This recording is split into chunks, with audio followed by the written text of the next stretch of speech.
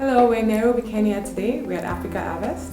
We're excited today because we have Dr. Florence Wambugu, founder and director, CEO of Africa Harvest. Welcome to the program. Thank you for having me. So, Wambugu, can you give us a little background of how you started, how you got into the agriculture sector? Thank you, Wandie. I got into agriculture sector by history background, meaning I came from a farming background, from a smallholder farmer, and I came from a big family. We were 10, I was number 6. Food was so hard to find, and so I always thought if I get a chance to study, I'll study agriculture so I can increase food for not only my family but all the families that know who need food. So I went to university, studied agriculture, pursued an agriculture career, got up to a PhD. But more important, my first study was within, and then I got a job with Kenya Agriculture Research Institute. So I worked in the public sector for 12 years. And then I just felt I wasn't still, and then I got direct to a research job. So I'm a top researcher. And then I felt, hey, I'm researching, but something is missing. Between what I'm researching and what the moms are doing, there's still that gap of real need to transfer the knowledge that I am researching so that the farmers are using that knowledge to increase their productivity. And of course, my area of passion is crop protection. So is that how that's the reason why you started Africa Harvest? Yeah, true that, as I said, my background in research. I remember I have a post-PhD in genetic engineering. In genetic engineering, the what is feared by people, but that was my post-PhD. And of course, even my PhD was still in agriculture. And even that itself was still in the area of science, innovations, technology, how do we increase productivity, how do we fight the insects, and so on. And I worked for International Institute, ISAAA, which is an organization that was transferring technology from America to Africa for a good 7 years. Yeah, still in the NGO sector, post now working for the corporate sector, because I work for the corporate sector in the United States. And then the passion for Africa Harvest was to do more in terms of technology transfer now from research institutions, international research, like all these international CG Center, like Research, ITA, and there are many, as well as private sector, even Kenya Agriculture Research, where I worked for 12 years, because I could still see this gap, and I'm not the only one. And I could see this traditional extension is not working very well for our farmers. We still have a lot of goods and products from research. And even if we can't change the whole of Africa, maybe we can create models of success that our people can copy.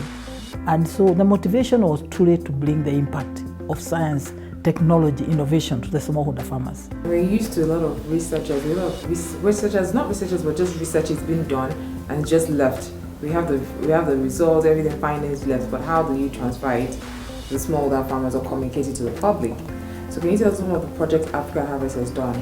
Yes, we have done a number of projects that truly demonstrate this impact is tangible, is measurable, and we have done it in 2 components. One of it is simply taking technologies from international centers. Let me give a good example is sorghum, although I'll talk on banana as well, where researchers in Kenya Agriculture Research, in ICRISAT, for years have developed very good varieties of sorghum. But these good varieties of sorghum had not reached the farmer. We started working together 6-7 years ago, and these varieties are what makes a difference. So when we started partnering, we say, now you are good on research, we are good on dissemination of research. Why don't we start working together and see how this can cause impact? Because even everybody wants to have impact, including the international center, private sector do not want to invest in the value chain. They want to sell, but then you have to develop the value chain. And so through support, of course, from International Fund, International Fund for Africa Development, IFAD, we got a grant together, which is very good. And we started together now testing those varieties and with the farmers, and not with the farmers, actually with the end users. So with people who need livestock feed from sorghum, people who need fish feed from sorghum, people who need food for sorghum, people who need malting companies. And so we opened a whole industry that didn't exist with new varieties, because new variety brings diversity of products. Diversity of products means there's more for farmers. beyond that, we also started scaling up of the increasing productivity. Most of our farmers in Kenya and Tanzania were producing sorghum like half a ton per acre, per hectare. We moved that 3 times, under 50%, yeah. And then we ring to the market, because the markets are there. And that's the most interesting scenario. How do you have a technology, very, very important, you increase productivity, you bring mechanization, because to share these sorghum into good quality, now you bring mechanization. From there, then you need to bring the seed companies to multiply the seed. From there, then you need the buyers. And what you find across Africa is that the off-takers are looking for supply. They want volume, they want quality, they want timely delivery. And that's why this huge import bill, whether it's sorghum, whether it's rice, whether it's maize, whether it's wheat, the challenging situation is like, we want volume, we want quality delivery, we want timely delivery. Otherwise, we are going to import. And you know the import bill is about 35 billion US dollars and, in Africa. And because to aggregate the smallholder farmers is a challenge, we developed a special model, we call it an aggregator model, or inclusive marketing, where we support, let's say we find a woman or a man who is aggressive as a business person, and what we do is support them to get a loan from the bank. When they get loan, they buy a tractor. That means they can actually plow land for others, because the hoe and the jebel is not longer, women can no longer produce what is needed for the market. And then this lady or this man now become the one who supports to increase because to increase productivity, you need to plow more land. The hoe and the jebel will not do. This same person will help to disseminate the seed. She also aggregates the produce, yeah, and then she supports others. And that way, you have an inclusive business model. And then the off-takers can come and off-take from there.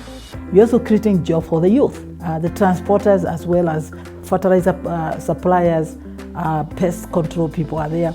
And so you're creating a business around the rural areas. You're really developing business within the rural areas. And we have a number of these.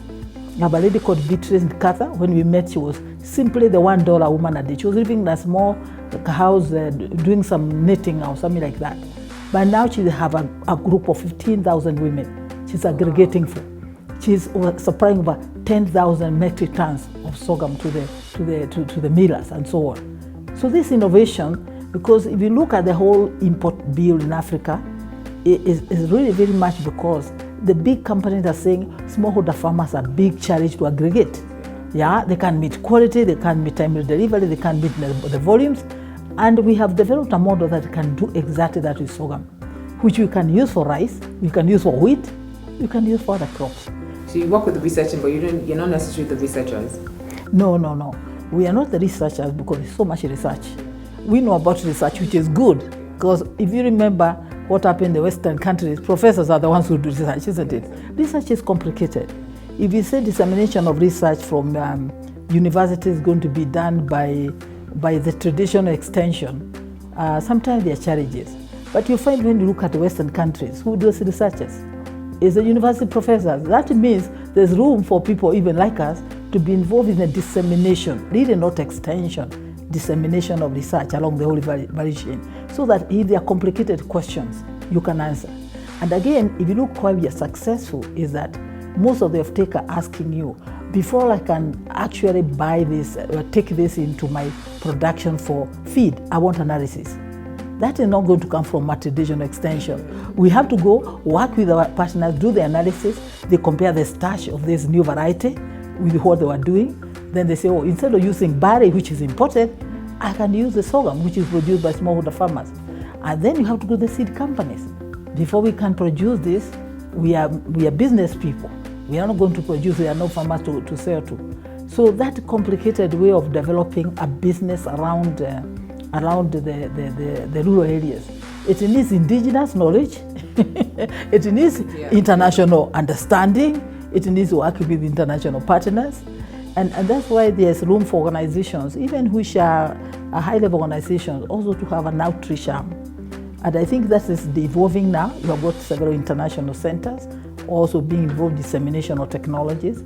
For example, a very good example is the TAD program of Africa Development Bank, where the President Adesina is involved in supporting the CG centers to disseminate the technologies together with the partners along the value chain to the down to the smallholder farmers. How long does it take to actually get, like, an estimate before it actually gets on the farmer's fields?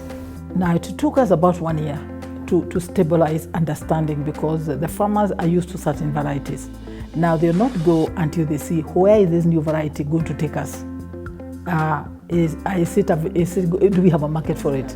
And to assemble the other ones to come and also convince them, if you produce, please don't import barley, local farmers. If you grow this variety called Gadam, which is white, it's very similar like barley, let's do analysis, it's going to create an opportunity for you. And so because of the intricacies that involved, and then you have to be gradually increasing the production, as the seed companies are building the stocks, and we are doing extension for the offtakers. So it takes about 3 years. And then by 5 years, it's a big success story. For example, sorghum now, Africa Harvest and Partners, where we have championed, we have delivered over 49,000 metric tons of sorghum. Our farmers have made over $4.9 million US. They are no longer in mud houses. They are wearing, they are actually in stone houses. A place the original fort, everybody was mud houses, now they're stone houses. They have tractors, they have cars, their lives changed. Yes, and absolutely. And these are dry areas where they were very, very poor, depending on food aid. That means we can change Africa with the technology, with the knowledge, with investment. Yeah, and tractors are being sold there. This free for all. So those innovation is not just a tractor. Innovation is not just this. Is bringing the different components to a point where everybody can benefit. The researchers are happy. The farmer is happy. The bank is happy. The bank is lending money now to be able to buy tractors. Youth are happy because they're involved in the serious aspects. And so these are the kind of things we need to scale up really in Africa. So we'll talk about the banana as well. I know you work on the banana project.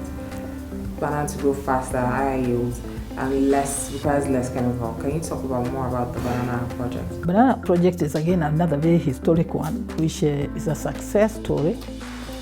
We started it about, let's say, over 10 years ago, and gradually it was because Kenya as a country was importing bananas from Uganda.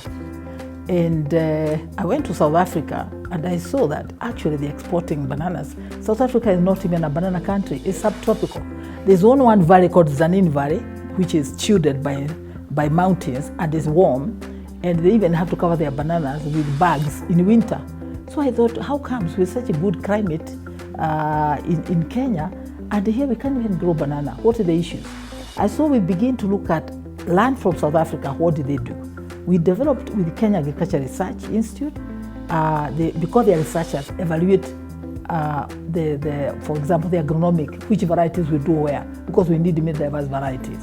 And then we need to have some investors to invest in local labs. You can't be bringing seed from South Africa.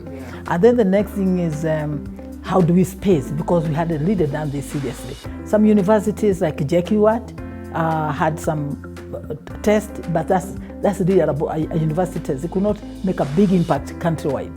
Countrywide need mobilization, need working with smallholder farmers, work more into groups. And so we begin to do a nationwide. Kali has centers all over. Now it's called Kalo. They have many centers, so we could do many tests across. Beyond the test then was, can we do it as a business? Because success comes when a farmer gets some seedlings, they plant, then they go and buy and they plant. Okay, we found there are some challenges, like the seedlings are a bit costly for the farmer, and they still a bit costly now. But if we subsidize, they can do better. But beyond that, we realize when there are people who, farmers, even these smallholder farmers have their sons and daughters who are working in Nairobi. They cannot sell them money when they show them there's potential. So the farmer themselves got into groups, some got loans, small loans, and where microcredit, they begin to plant. And the next thing is that it was so successful because they could see the fruits. Before they had fruits. These fruits are not resistant, but they're highly tolerant. And because we're planting in large numbers, they're able to push the disease away. Yeah? And so slowly over years, it became a serious business. The yields moved from 15 to 25 to 35 and beyond, even 45, some places 60 tons, fruits, bunches, yeah. Now here the technology, the management, and the market. These are the three components you can separate in development. The technology, which is the research, and then there is the investment, and there is the market. And what we find over time The market is already demanding quality, volume, and timely delivery. The market is there in Africa. Whether it's a banana, whether it's sorghum, whether it's rice, first we have our big own market. Because a country like this, Kenya is now a banana producing country. Before we were an importer. We used to import from Uganda, and with that we used to import diseases. And so the technology comes because we are producing good quality, what you call seedlings from the laboratory. They are high yielding, they come into fruiting the same time, more or less, they're synchronized. That means if you plant 1,000, you can expect 1,000 bunches to be almost ready within a very short time. That means if you find a market, you can actually get your calculator and pay your loan. So you're now doing the business. And truly, farmers make so much money. And we also came a time when the farmers have had these structural adjustments from IMF. Many people have been laid off. Coffee was not, the area for coffee, it was not producing, coffee would become a very difficult crop because there's no market. So many of the coffee farmers took banana and they started making money. And so Kenya now is a country that's looking for where do we do our fruits. We need to turn our fruits into juice, into jam, into this, into that. Now we are talking about value adding, processing. And truly the success is, of course, the partnerships that came to join, investment. And let me talk about investment. We cannot develop without investing in agriculture. And again, this I must emphasize this because in terms of countries of Africa, there have been a big discrepancy because the politicians say that, agriculture is our regional economic growth. But instead of inventing the 10%, the promise of the GDP, they invest very little. We have to invest. Agriculture, I completely agree with the president of Africa Development Bank, Dr. Akina Desina, that is an investment thing. If you don't invest in agriculture, you continue actually to suffer low yields, you continue to import. So there's room for actually investing. In terms of malnutrition, we have seen in many families when they have money, they buy nutritious things. They buy nutritious foods. Whether we are dealing, we also have, of course, grown some crop targeting malnutrition, like the origin fresh sweet potato, high iron beans. We have supported many projects in legumes. Even in arid area, we don't just do sorghum, we also do cowpea and other legumes.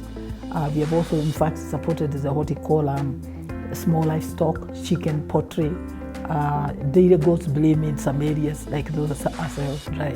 So we think holistically. Believe me, we have also done with water. Oh. Yeah, not dams, what we call like roof catchment, sand dams, because women go for a long distance to get water in the dry areas. Yeah.